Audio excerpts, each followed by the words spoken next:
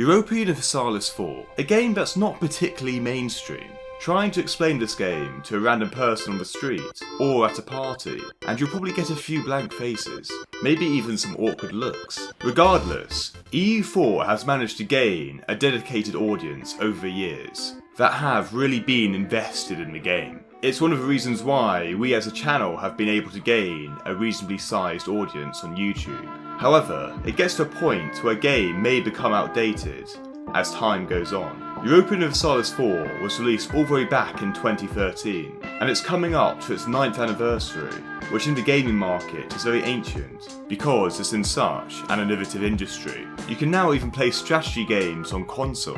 Just recently, Paradox have announced that Victoria 3 is likely to come out this year, and paradoxcon has also been announced, occurring in September later this year, where people will be able to play Victoria 3. This got me thinking about the future of Paradox games. It's no secret that in terms of finances, Paradox was down quite badly, with a minus 20% revenue lost in 2021. It's therefore crucial that Paradox in their next steps put out games that fans will enjoy. And so this brings me on today with why it's time for Paradox to announce Europa Universalis 5. Also, we are so close to 100,000 subscribers, so if you want the Ulm fan meetup trip, make sure to subscribe. Only a few more subs are needed.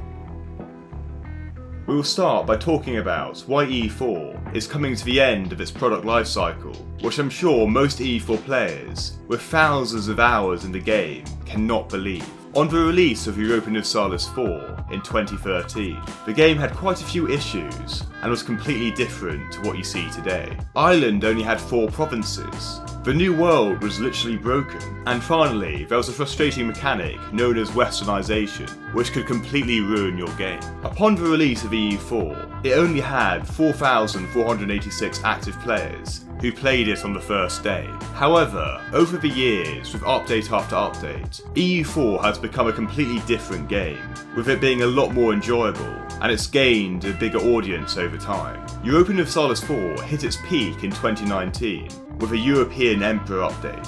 6 years after its initial release, Europa Universalis 4 gained a peak active audience of 47,844 players, which is an insane jump. The majority of EU4 expansions have therefore continued to increase the audience of EU4, and the game has become a lot more enjoyable for people, meeting the expectations of games even today.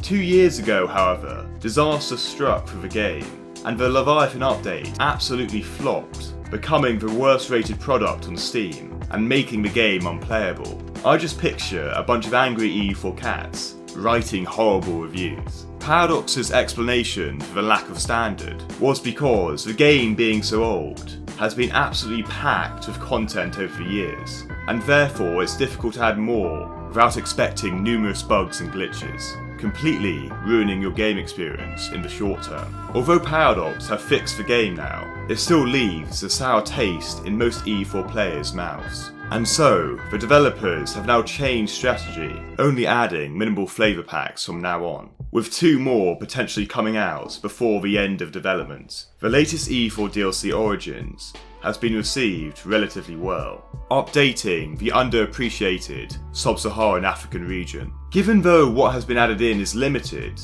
it's very difficult for the fanbase to be hyped over it. So for me, this marks the beginning of the end for Europa Universalis 4. With potentially new DLCs being unable to grab the attention of a new audience. You also must consider the sheer amount of DLCs people now need to buy, which can cost hundreds of dollars, and also may put new players off if they are unable to enjoy the base game, which is obviously a far worse standard than the game with DLC. There should potentially be another flavour pack coming out for EU4 later this year, but ultimately, even when I've discussed it, many people just want Paradox to move on to Europa Universalis 5. With Victoria 3 potentially coming out later this year, Paradox need another game for the fans to get hyped over, and Europa Universalis 5, in my opinion, would be the game that people get excited about. I therefore hopefully want to see them announce it as soon as possible. A few months ago, I predicted Europa Universalis 5 would be announced in 2022 or 2023, but Paradox have already stated that you shouldn't expect any big releases of games at this year's paradoxcon, so potentially maybe we could see the announcement next year. So now we've established that E4 is plateauing, what does E5 need to have to entice Paradox players to even bother getting another Paradox game? Given the fact EU4 have over 9 years of development in it, I get the feeling it is going to be difficult for Paradox to impress a fanbase if EU5 is initially a step down in terms of content from EU4. In my opinion therefore, firstly, the graphics need to be another level in order for people to consider buying it, but even that won't really make it a long-term game for players, and we can see an example of this in the strategy market, where the graphics are amazing, but the gameplay isn't particularly good, in Humankind, a game that definitely got rinsed by many people. Paradox therefore needs to go the extra mile in Europa Universalis 5, and completely change lots of mechanics within the game. If you've watched this channel for a while, you know I'd firstly say EU5 needs historical accuracy, but then again, I actually don't think this is the main concern in order for Europa Universalis 5 to succeed. One needed mechanic change I can think of is trade. In my opinion, they should redo the whole trade mechanic, making it a more integral part of the game, rather than you just getting a few ducats a month. Perhaps as well, trade can flow both ways. I still don't understand why it doesn't in the game. Another fascinating thing you could add to E5 is also wintering, which makes wars a bit more tactical. Historically, not much fighting occurred in the winter months